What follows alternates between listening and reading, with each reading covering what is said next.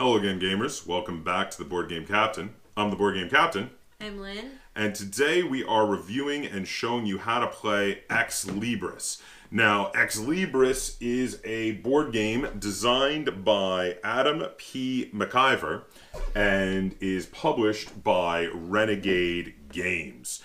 Now, this is a worker placement tableau building game where you are building a gnome library, trying to become the town's gnome librarian. So that's the theme. I'm going to open it up, show you what comes in it, and we're going to show you how this game plays. But first, actually, before I forget, this game is listed as being for ages 10 and up, 1 to 4 players, and 45 minutes. So first off, I think the 10 and up is a pretty good estimate, especially since they have the different difficulties. You could play just with the gnomes, or you could play with the unique workers, which makes it more advanced. But if you're playing with younger kids, it does have that ability to play the basic version. What's your opinion on that? Yeah, I think 10 and up is a good estimate. Yeah. And then now for the 1 to 4 players, I haven't played the solo version. Have you played the solo? No. Okay, but we've played it at 2, 3, and 4. And while I like it with more players because it gives you more locations, I think it's fine at 2 players. Actually, I don't really have any problem with it at 2 players. It actually plays a lot quicker at 2 players. It becomes like a very fast kind of game at 2 players. What is your opinion on that? Yeah. You agree with that? All right. And 45 minutes is a pretty good estimate. This is actually a fairly quick game. I mean, any game could be slowed down by analysis paralysis, but most of the games we've played at this have been under an hour. Yeah. So that is a pretty good estimate. But so let's open it up and show what comes in the box. So first thing we have is the rule book. Now, the rulebook is very nice. It's got tons of diagrams to show you what it's talking about. Very easy to understand. My one gripe is that they really needed to put this in. It's not really a gripe about the rulebook, but in the back of the rulebook, they have a thorough explanation of each of the tiles. I feel like they could have fit all those wordings on the tiles and wouldn't have needed to have this explanation in the rulebook, because they kind of have shortened versions of what the tiles do on the tiles, which most of them are pretty okay to figure out, but there's a few where you're like, okay, let me look this up and double check it in the rulebook. And it's not really a complaint about the rulebook itself, it's a complaint that that part of the rulebook was necessary because of the lack of information on the tiles. Now, next we have a dry erase board. As long as you have a working dry erase marker at home, this is really nice. This is used for scoring. This game came with a dry erase marker, but the one it came with was not very good. So I think we threw it out and we just use our own dry erase markers. But I do like that they came with this, because unlike a pad, you'll never run out of this. It's totally reusable. We have the town board, which is the one board of the game. It is a place where you will place cards on it to mark things like banned books and the prominent works. It also gives you a cheat sheet for what all the things you get points during the game are for. You also place the permanent tiles. Oh yes, of course. You place the permanent location tiles on the board, and you place the temporary ones beneath it. Then you have the location tiles and the library tiles in here, which are nice chunky cardboard punch-out tiles. The location tiles have the worker placement spots on them, and the library tiles have worker placement spots on them too, but these are ones that only you can use because they're your own location. And in addition to basic ones, on one side they're basic, which are just for if you're going to play with 3 gnomes, and on the other side they have the side which has the rules for your asymmetrical player power of the specific worker you would get in addition to 2 gnomes. Then we have a bag of awesome meeples, because these are awesome. You've got gnome meeples, because everybody's playing at least 2 gnomes of the various different colors, and these guys look fantastic. And then you have all the different cool worker meeples, from a gelatinous cube, he's my favorite. That's my favorite. Well, why can't we have the same favorite? To, a wizard, to a little fire elemental, it looks like a little flaming dude. These are great. These are awesome. And then we have the cards. There are 2 varieties of cards. There are the category cards, which are used for part of the setup, which list all the different categories of the books that there are, which are reference texts, spells and potions, historical volumes, corrupted codices, fantastical fictions, and monster manuals. My favorite variety. And then we have the shelving cards, which, and these all have like a nice glossy finish, which I know you are a big fan of. And the shelving cards actually show books on them, and they all tell you what letter they are, where they appear alphabetically in the order of those letters. So it's easy to assume that if this is 6 of 7, you know that there are 5 more that should go to the left of this to be in the right alphabetical order. And the names of these books are all often really quite funny. For instance, Dork Soul's Strategy Guide, Dorby's Most Dangerous Dungeons, Conjury to Avoid Jury Duty, Cosmology for Cosmetologists, Counting Dragons Before They Hatch. All sorts of funny names for these books, which are also really amusing. But that's a look at everything that comes in the box. So now we're going to head over to the table, and we're going to show you how you play a game of Ex Libris. And then we're going to come back, and we're going to talk about how this game feels and plays, and we're going to review it and rate it. Okay, so here you can see that Lynn and I are getting ready to play a 2-player game of Ex Libris. So the first thing you gotta do when setting up is you have to put the town board out in the middle of the table. The town board has a nice cheat sheet along it that tells you all the different ways to score. It reminds you here that you have to have the cards in your library in alphabetical order or they will not count. Here it tells you can get, with shelf stability, you can score for the largest rectangle that includes cards in the bottom row of your library. You get 1 point for each card in that rectangle. Prominent works, if you have the most cards of the prominent works category, you get 15 points, second most 9, third most 4. Banned books will give you -1 point for every book of the banned books category. For categorical variety, the lowest number of books of any category you have, not counting the banned books, you will get 3 points for every book of that type in your library. And for your library focus, you get 2 points for every book of your library focus, which you're going to see how that works in just a minute. The next thing we need to do is we need to find the diviner's hut and place it below in the temporary locations area below the town board. Then we need to give the first player token to the player who most recently bought a book, and that is almost always Lynn. So we give that to Lynn. Then we need to shuffle the 12 library tiles and deal out a number of library tiles equal to twice the number of players playing the game. So in this case, we're playing a 2-player game, so 4 library tiles are going to come up.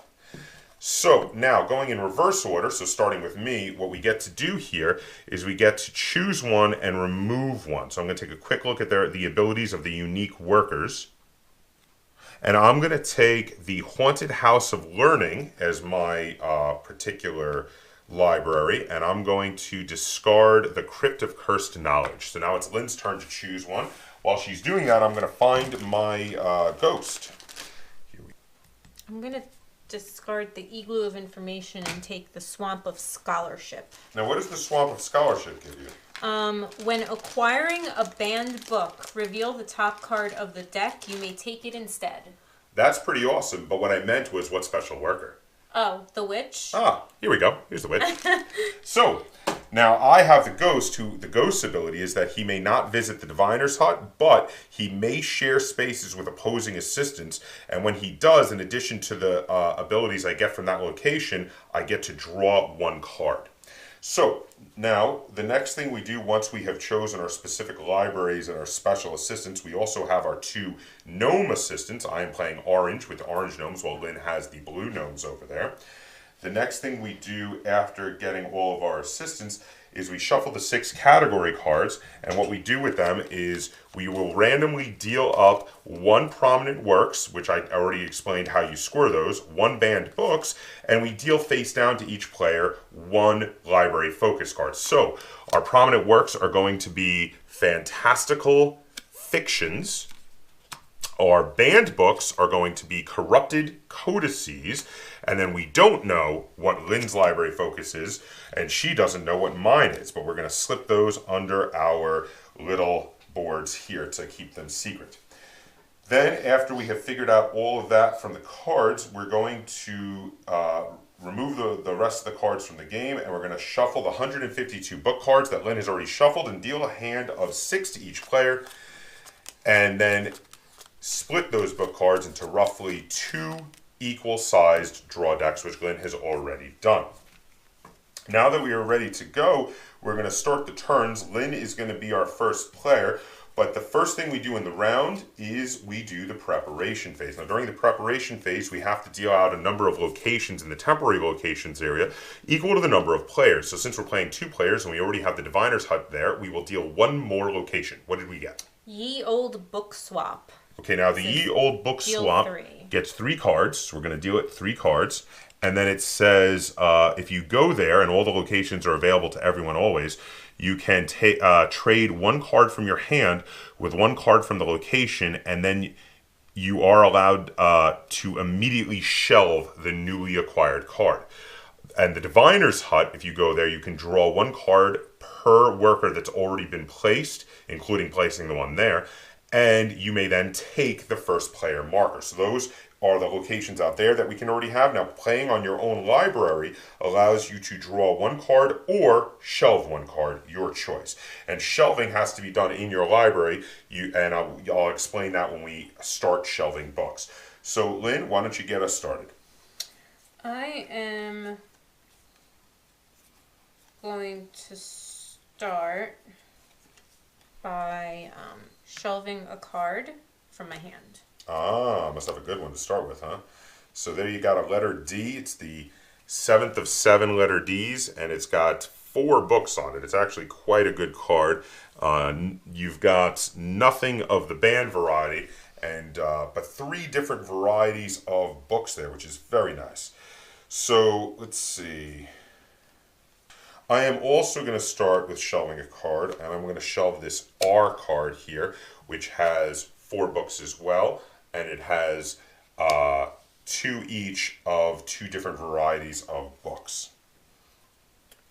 I'm going to go to the Diviner's Hut and get 2 cards.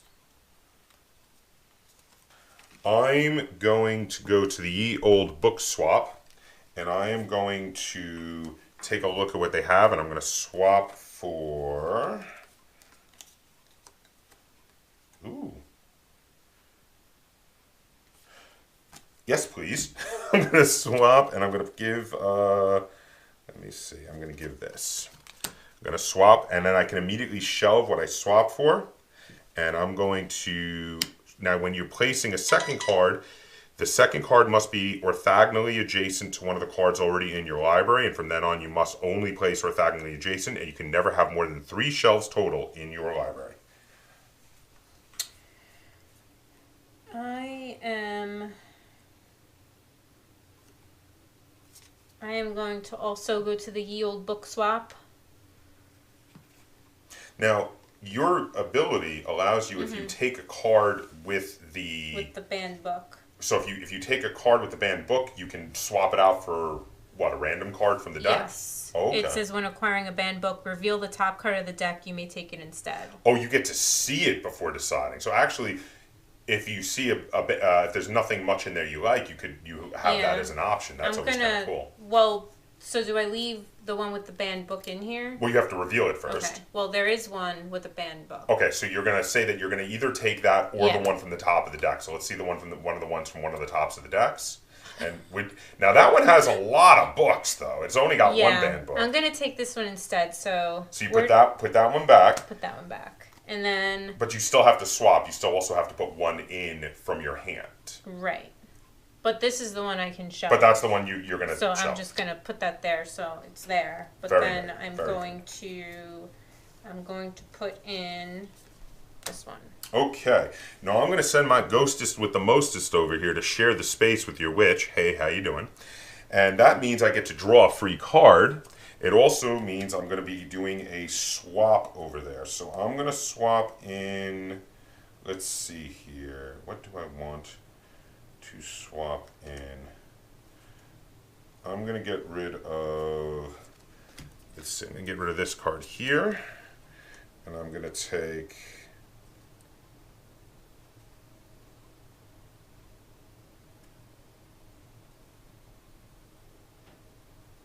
I'm going to take this card here and immediately shelve it there. Okay, so now at this point we have played all of our workers. So we're going to move on to the resolution phase. Now, these two locations that we had out here had lightning bolt symbols, which means their actions happened immediately. During the resolution phase, if you have a action that has a clock on it, now they would activate. However, we did not have any of those delayed effects. So any cards that have cards on them, any locations that have cards on them, we're going to discard all of their cards. Then we're going to return all our assistants to the appropriate players here. And then we're going to clean up. Now you have the lowest numbered location becomes permanent, so the diviner's hut becomes permanent. The rest become discarded, and we deal out more temporary locations again, equal to the number of players. So what are our temporary locations? The Librarian's Lodge. And what does that do? You may perform the following actions once each in any order. Okay. Move one of your previously placed assistants from a location to one of your home action spaces and activate it. That's pretty cool.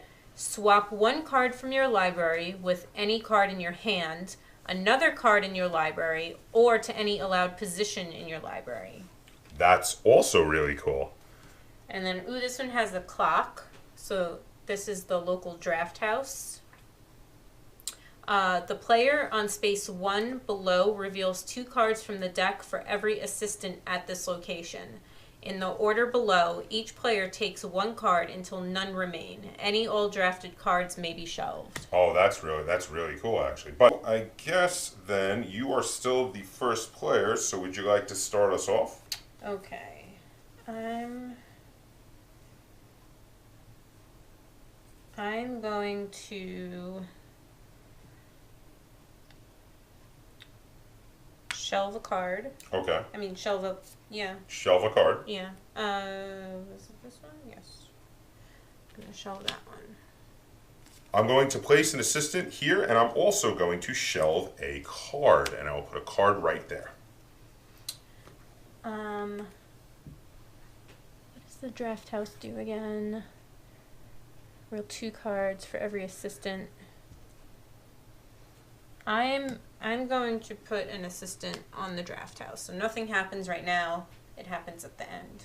Okay. I'm going to place on the Librarian's Lodge. I'm going to take the second action first, which is I can swap a card from my library with any card in my hand, another card in your library, or any allowed position in my library. So I'm going to swap one with a card in my hand. I'm going to take this O back and put an M there. And then I'm going to do the first action, which allows me to move a previously placed assistant to one of the spaces in my personal library over here, the Haunted House of Learning. I'm going to move the assistant that's already there to a different space there to then be able to shelve a card in my library. I am going to play on my home thing, and I'm going to draw a card. Okay, I'm going to play my ghost to share your space on the local draft house, which allows me to draw a card, but will also allow me to take part in the draft house ability at the end of the round. So now we have placed all of our assistants around.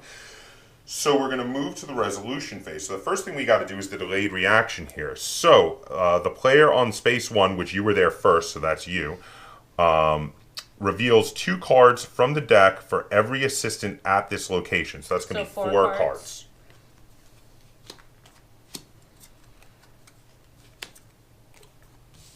And then in the order below, each player takes 1 card until none remains. So you may take a card first.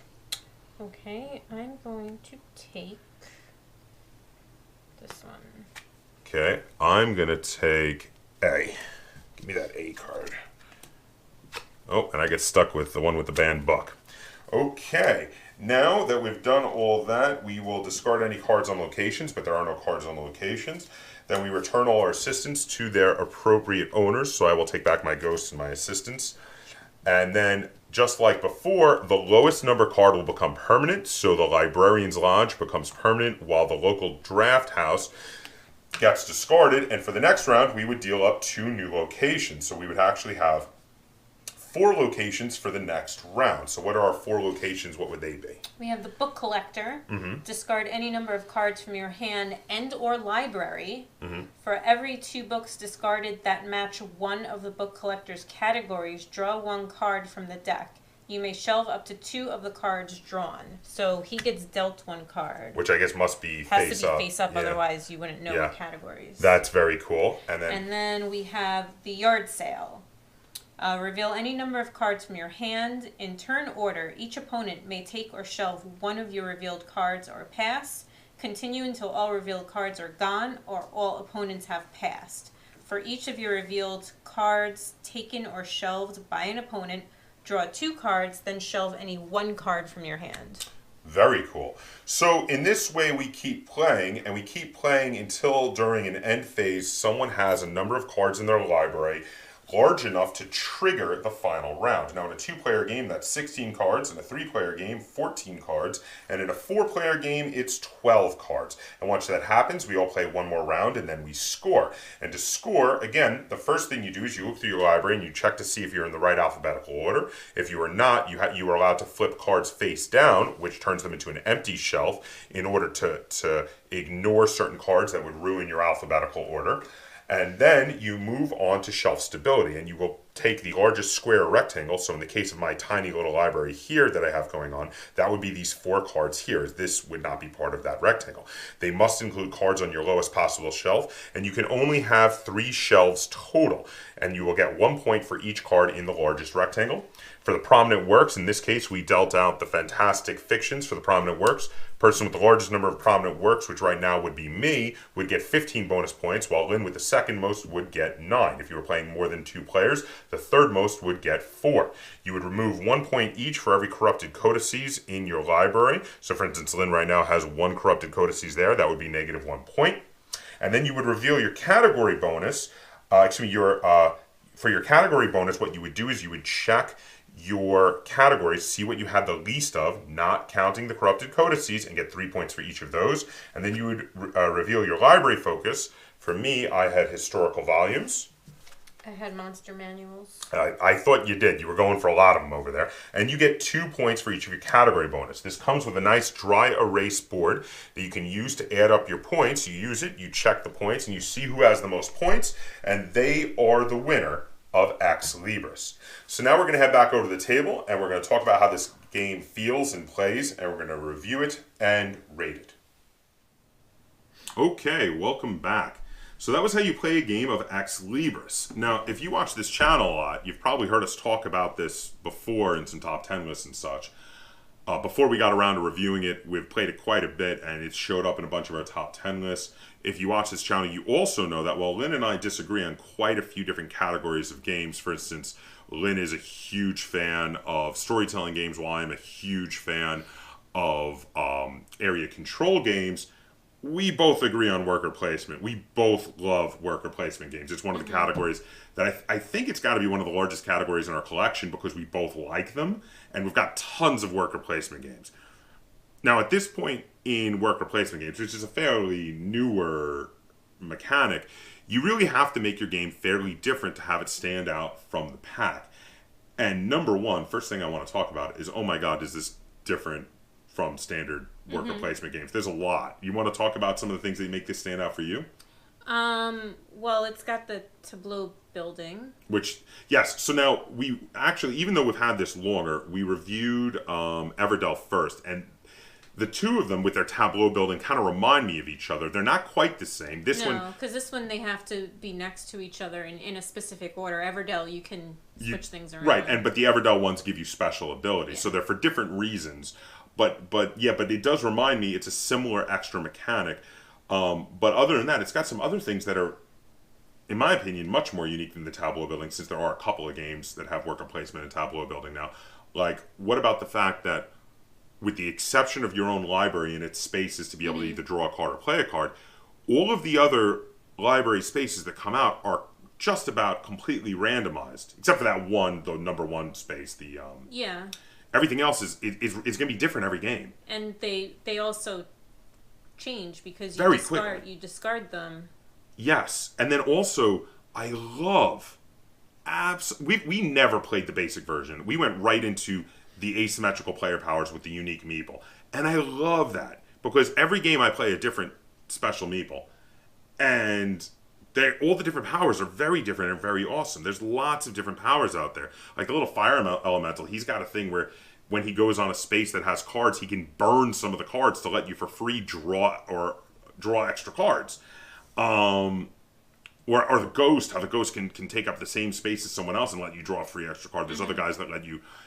The wizard lets you move stuff, right? So in your library, you can move stuff so that you can then put something in the middle where normally you wouldn't be able to just place it in the middle of cards. This does a lot to stand out from standard worker placements. So now, are there anything negative that stands out to you on this game? I would say that one thing, now it's not really a negative, but I like, so the game scales very well for the different player counts, and it's just sort of the nature of it. The more players you have, the more locations are out there, and the more spaces that open up. I like it a little better at more players, like 4 players I think is best for me. However, I actually think it's quite fun at all the player counts, so that's not really a negative. I'm hard-pressed, except, oh wait, I did have the one negative I mentioned earlier. It's a bit of a gripe, but I don't like that they had all this space on the tiles and they didn't fully explain the rules for a lot of the tiles on the tiles so that you have to look them up in the rule book. That's a bit of a gripe. Rules-wise, I think the game is great. That's my one gripe, though, production-wise. I feel like they had a lot of room. They could have fit all of the text on each of the tiles and they didn't. Do you have any gripes or any complaints, really? Not really. I mean, the only thing that I can think of is really, it's my problem, not really the game's problem. What's that? Which is, with the tableau building, I find, I don't know, it takes me a while to, like, get my tableau going. And I like, never finish my library, basically. Well, no one ever finishes their library. You get to a... You have. Well, okay. I guess I have, haven't I? Someone has to in order to end the game. Well, no, you know what I mean, though. Like, finish. I mean, you can keep building it no matter what. Yeah. So nobody ever finishes the library. I mean, you keep building until the last round, and then you just fix as much as you can. But you've won the game before. Have I? Yeah, you've won this game. I don't know. I just feel that with tableau building, I always... You always feel like there's more you want to do? Yeah, I always feel like there's like maybe 2 rounds too short. But you've got to have to do what I want to do. But you have to have a cutoff, or the game would go on forever. I know. There has to be a time. I just said 2 rounds too short. Well, I think you're being a little silly on that one. Well, I said it was my problem, not a game problem. Well, that's fair then. That's fair. Well, that is fair then. That is very fair. So, what do you love about this game? Because I know you really like this game a lot. Books and gnomes. Well, you were a big fan of anything to do with books, and you were a big fan of anything to do with gnomes. That is true. So theme is what you're saying then? I guess. Now, you were the one who wanted this, and was it originally all about the theme? Yeah. So the theme jumped out at you. It was pretty much like all I had to hear was you're a gnome and you're applying to be the town librarian, and I was like, give it to me. So, but we've played this game a bunch. We've played it on game nights, and we've thoroughly enjoyed it. I think it's up there as probably one of our top 5 worker placements, in my opinion. Would you agree with that?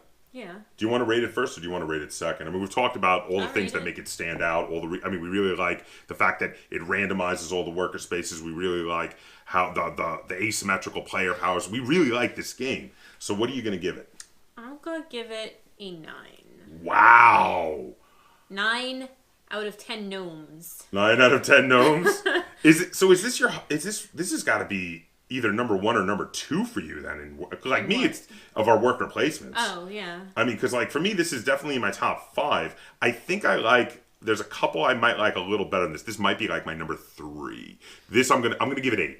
8 stars. I'm a little less than you, but I'm still very emphatic about enjoying Ex Libris. We both really like it. We both enjoy it a lot, and it's a game that will still come out. It's up there definitely in my top 5 favorite worker placement games. So it stands alongside games like asking for Trobles or Everdell as one of my favorite worker placements. It's up there. I think that's probably my top 3. I think Those three right there, because they immediately pop into my mind. But yeah, this is a really good worker placement game. If you're a fan of worker placement games and want to play one that's a little bit different, that has some asymmetrical player powers with unique workers, this is a great one. This is really fun. And I mean, that's 17 total stars between the two of us. That's huge. That's 2 thumbs way up for Ex Libris. So if you have any questions, comments, or concerns, either on this video or on the game of Ex Libris, feel free to put them in the comments down below. And if you enjoyed this review and tutorial, and you'd like to see us do more like it, be sure to give it a like, share it on all forms of social media, and if you haven't already, please subscribe to the Board Game Kaptain. That's Kaptain spelled with a K on YouTube. And until next time, game on.